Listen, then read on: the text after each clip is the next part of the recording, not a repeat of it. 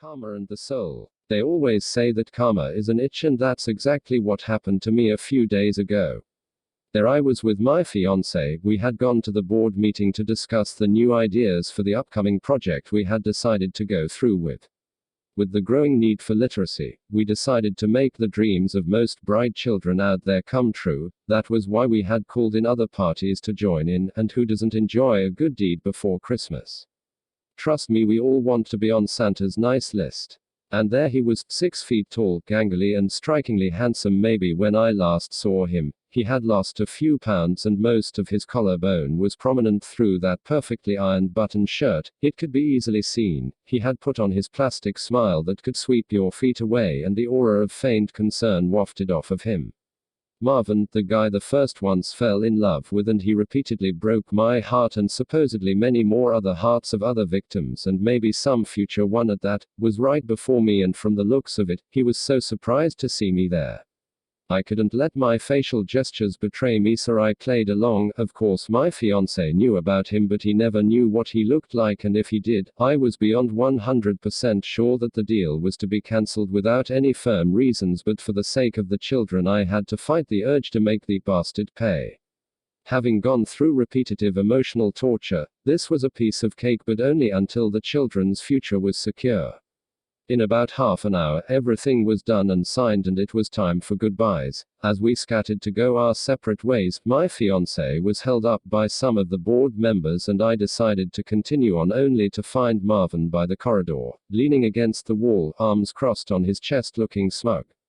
Of course I couldn't just walk away from him. I had to show that I was strong enough to let go, as if it was that easy.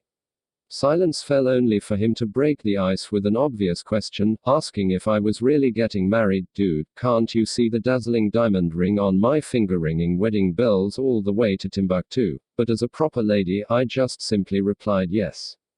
Then he brought out the big guns. He always had a tendency of making me feel inferior by comparing our successes, which always ticked me off, which then led to me spilling my plans and inner desires to him. I inwardly prayed to the Almighty God to hold me so as not to remove my custom-made heel pumps and smack a hole in his flat raised piece of land he called a head, and alas, he heard my prayer. My fiancé Jim came at that moment and asked who my friend was. Marvin's smirk faltered at the slightest, which couldn't be noticed, but not me, since I had been with him before, long enough not to miss it, a crack in that black wall. And there it was, the time for my revenge, and boy was it got planned. I kindly introduced Marvin as the ex-boyfriend and a dear friend, all with my toothy grin that said, "How to get away with murder," and saying all that, my fiancé did the unexpected. He pulled me by my waist, closer to him that it hurt. He just smiled at that and said that it was nice meeting Marvin. I know it was a possessive move, but hell, it was perfect at that time. He went on to invite Marvin to our wedding and even discussed our honeymoon to the Bahamas, which was always my dream. I shared with Marvin, but he could call me a daydreamer, or he could call me an extravagant person just for wanting luxury for once. By the end of the conversation, Marvin's smirky smile was turned into an upside-down one, which was the first.